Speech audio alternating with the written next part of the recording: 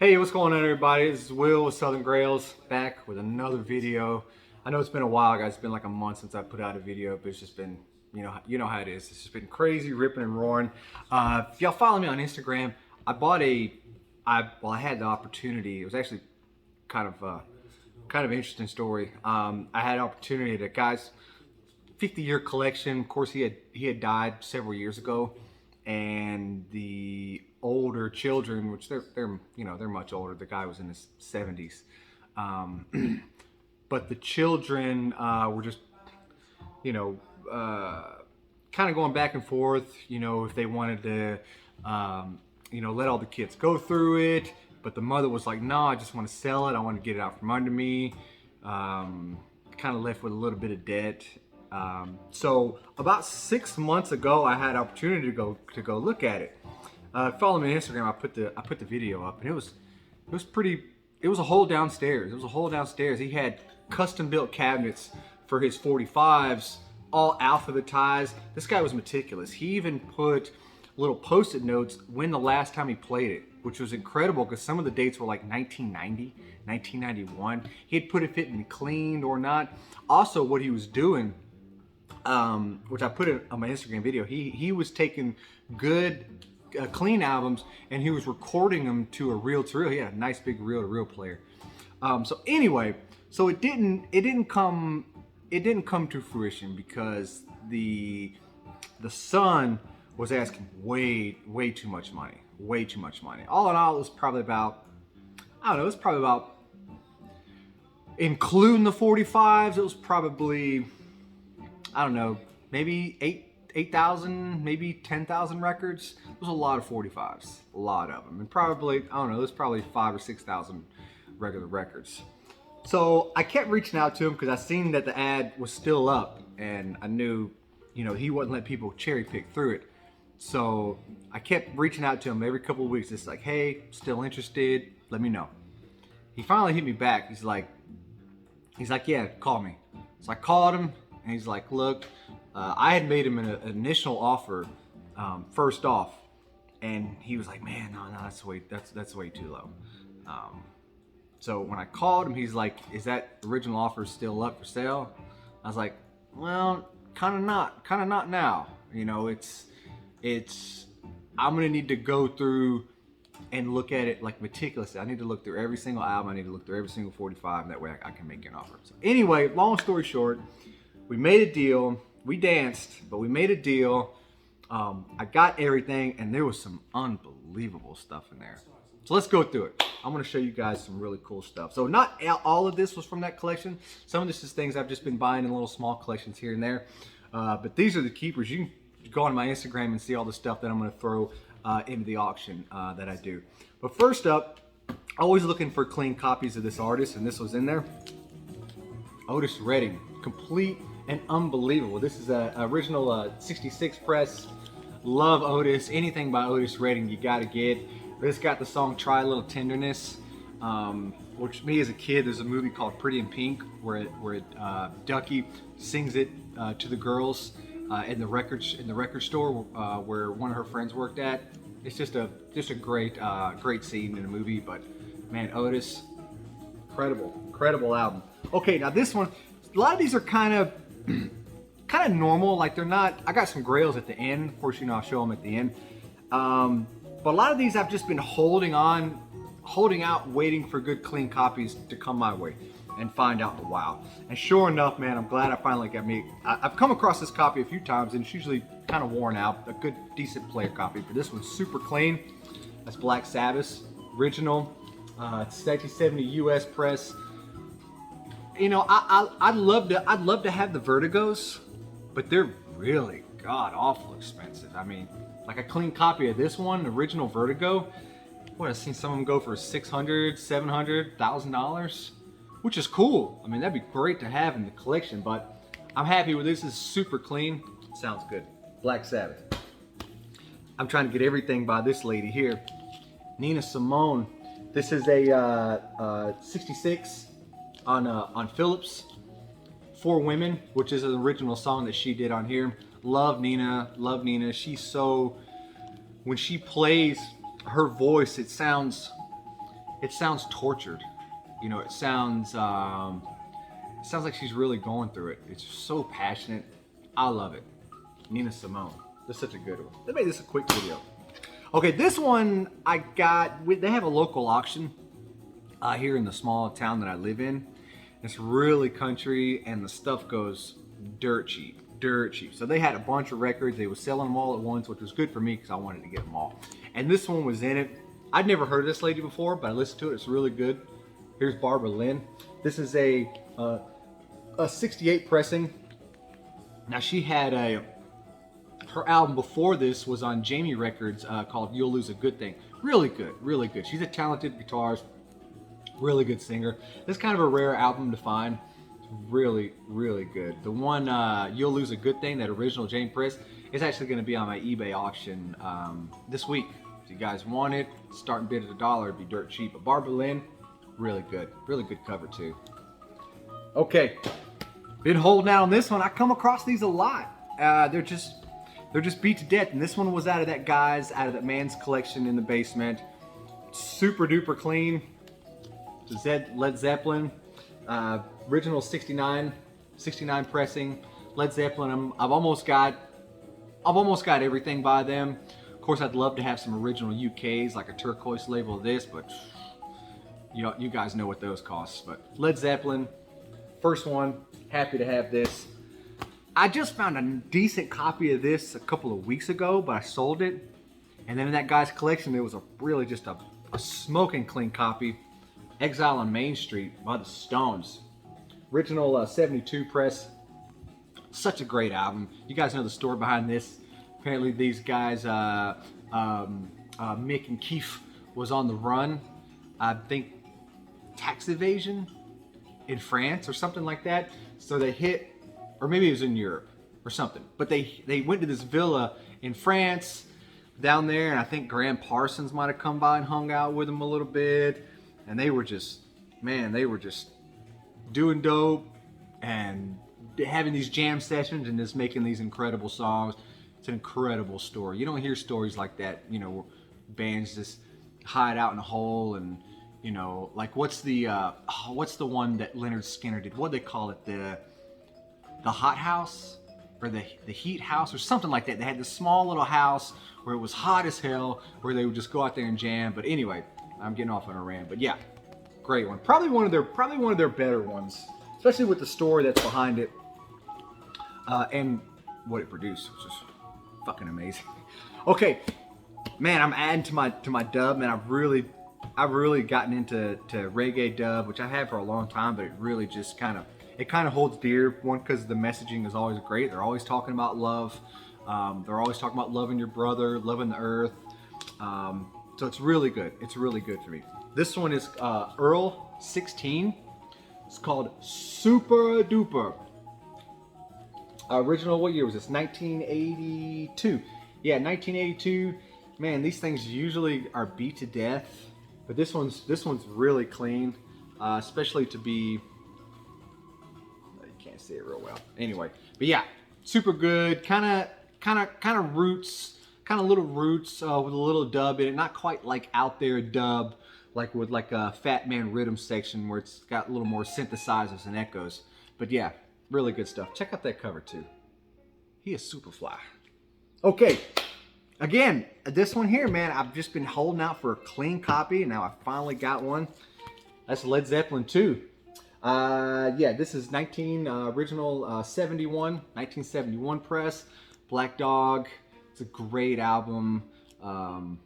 Again, my Led Zeppelin collection is almost there as far as the U.S. pressings are concerned. Of course, I'd love the OG UK presses, but man, yikes! And here's another one. I keep saying the same thing, but I come across this record a lot.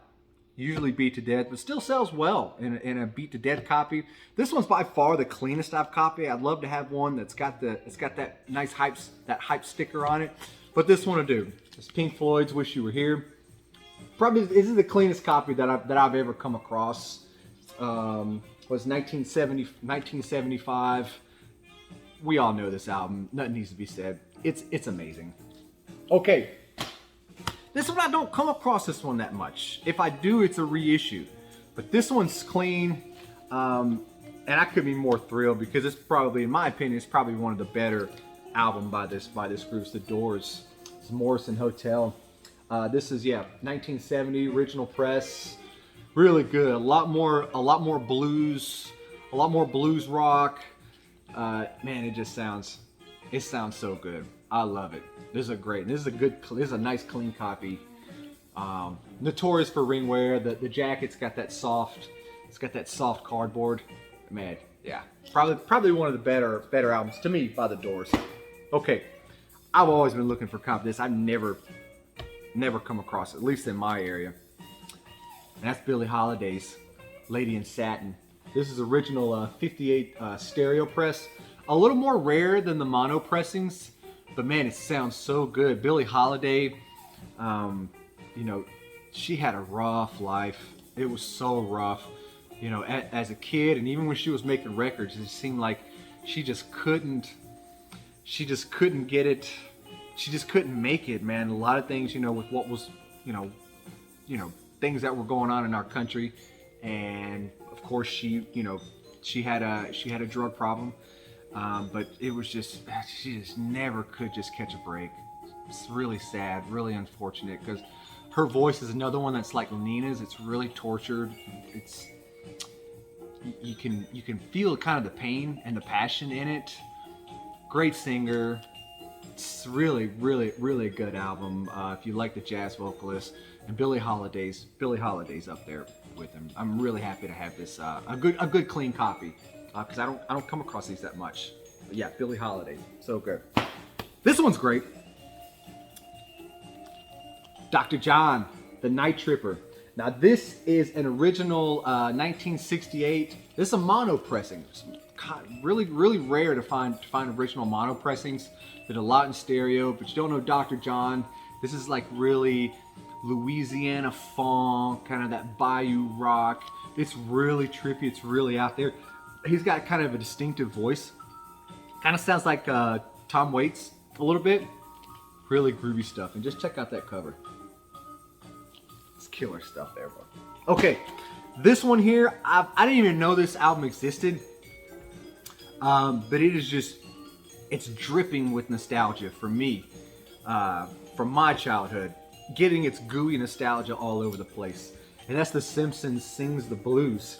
Yeah, this is an original, it came out in 1990. It's got a couple of original ones. It's cool. I got the original sleeve with it too. It's got some original ones like Do the Bartman, the Lisa Blues. But then it's got one where Homer sings Born Under a Bad Sign, which is, oh God, not Muddy Waters. Oh, I'm having a brain fart. Is it Albert King? It's Albert King. Born Under a Bad Sign, which is an incredible blues album. If it is Albert King. I'm having a brain fart, guys. I think it is Albert King, yeah. Born Under a Bad Sign. It's really cool. It's really funny. You know, of course, it's all the original people doing the voices. It's, you know, for me, it's got that kind of late '80s boogie synth kind of like Prince. But yeah, kind of rare too. These don't come up for sale that often, but it's near and dear to my heart. So that's definitely a keeper. I've been out for a copy of this for a while too. Alfie soundtrack with Sonny Rollins. This is a original 66 press on Impulse. Sonny Rollins with Oliver Nelson at the helm. Man, Sonny Rollins solo on the Alfie track. Sonny's a beast. But with Rudy Van Gelder, you know, behind the boards, makes it so good. Love it. Another one, I don't come across this at all. And this was out of that guy's basement collection, and I was floored. It was unbelievable. I would go through. Of course, he had a lot of crap. He had a lot of show tunes. He had like, you know, organ hits of the 1930s and crap like that. And then there would just be wedged in there something awesome, like this David Bowie. This is an original 1972 press. So good. Probably one of Bowie's best. I'm really happy to have a copy of this. This is the only Bowie I got in my collection, which is kind of sad. Just kind of sad. I'd love to have some of his early stuff, but those are super expensive. But this is a good one. It's got a little ring wear, but the vinyl is just vinyl's mint, and it sounds really good. It's Kanye West right there. Okay, now this copy here, this is so cool because I come across this, especially down here in the South. I come across this a lot. They are beat to death, always. This is the cleanest copy I've ever seen. I've never even seen one come up for sale. I looked at the sales history, and it's always VG G+, or G+ and G+.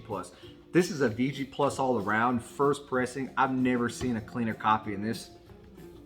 It's the James Brown show at the Apollo. 1963 mono. I mean, just look at that cover. These are beat to death. Spine is perfect. So happy to have this. James Brown is just phenomenal. Do I need to tell you guys about James Brown? I don't think so. You should know who he is. This is when you hear it, you know, in the late 50s, you know, he kind of had that. It wasn't like doo-wop, but it was R&B at the time. It's a little bit of a transition here to where it starts to get funky, going into the mid and late 60s. So good. I love hearing these girls. They scream and they love them some James Brown. This is a phenomenal live performance if you're into that early 60s stuff. The hardest working man in show business right there, folks. James Brown. Okay, I had a copy of this. I found another copy, and this was a huge upgrade. It's the MC5, but it's a white label promo, guys. It's the censored one. I'd love to find an uncensored one. Those are, you know, those can fetch a little bit. But I'm happy to have an upgrade, and you guys know I love them. I love the promos. Okay, we're getting into some good stuff now. We're getting into the last few. This one, I've never heard of this group before. I found this in a small collection, and then when I put it on, I was like, oh, sounds so good. It's called Burning Red Ivanhoe. This is an original 1970. This is Denmark. This is Denmark. This is where these guys are out of. Man, this thing's so good. It's blues rock. It's a little psychedelic, but it's mostly blues rock. Man, it is freaking banging. Play this, stream this however you can. Burning Red Ivanhoe. They got, I think there's one or two more albums that they put out before this, but this is their self-titled. Man, it is so good. Burning Red Ivanhoe. Check that, guys. Okay, this is a huge upgrade for me. So I had an original, not an original, it was a second UK press of this, which sounded okay. I had a US pressing, which sounded kind of, the US pressings are garbage. This is the 2003 30th anniversary of Dark Side of the Moon, and it sounds phenomenal. I did the three comparisons, and there's no comparison to the US pressing. I've come across 1,000 US pressings. They don't sound good. I've heard the A2, I think it's the A2B2 UK press. I've never had one because they're god awful expensive, but I've heard it, and I've heard this. Very similar, very similar. Of course, it depends on what kind of system you got. But with the second UK press that I had and the US press, like again, it was garbage. This thing sounds freaking phenomenal, and I'm really happy to have it. I sold my second UK press. I sold my US press. I'm happy with this until maybe I can find, you know, that original first real deal UK press. But man, those can go for, you know, a couple $1,000 for a good clean one. Okay, last four, guys. This one here, you guys know I'm a sucker for the movie soundtracks. I was super stoked. I've never even seen one of these in person. That's Rudy Ray Moore's Dolomite.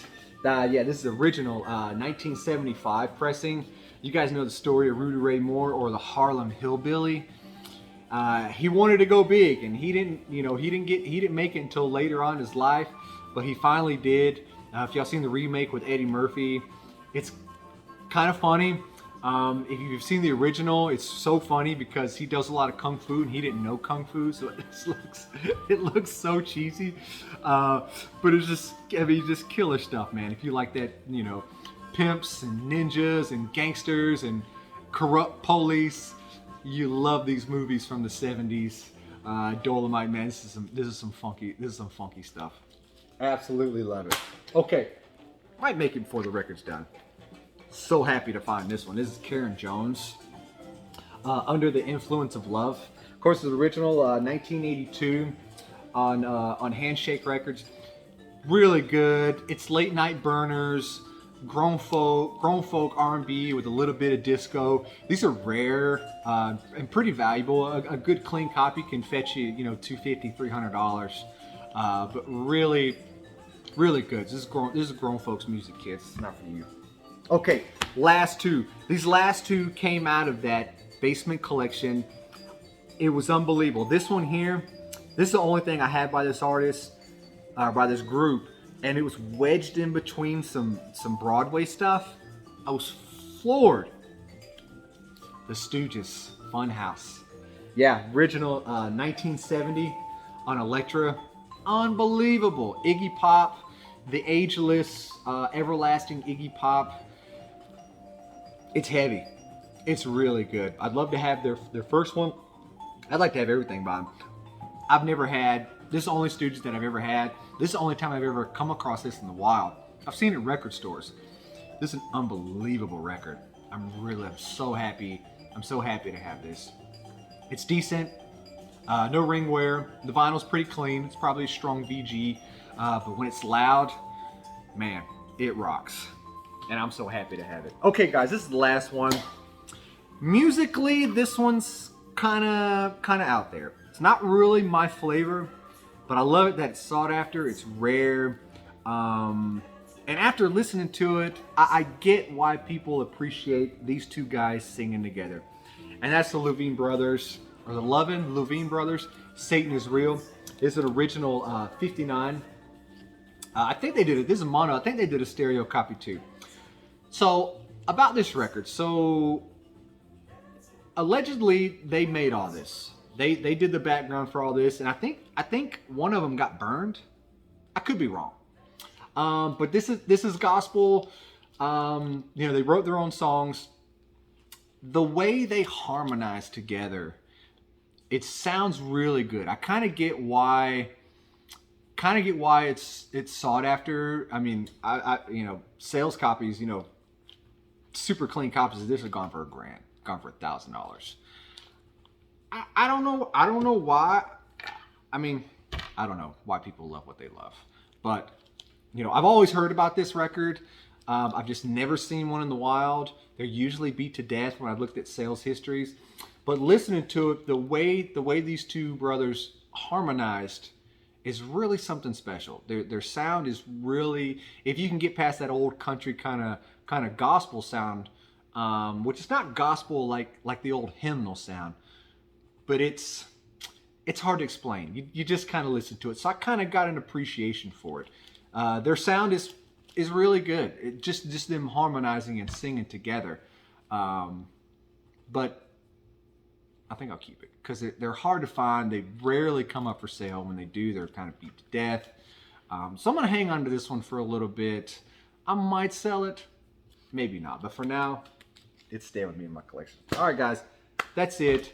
It's been a crazy month. Sorry I haven't put out any videos in the last month. All the new subscribers, man, I really appreciate you guys subscribing. It really means a lot. I really enjoy doing this. I'm always out there buying collections and all other kind of stuff, but music is where my heart's at.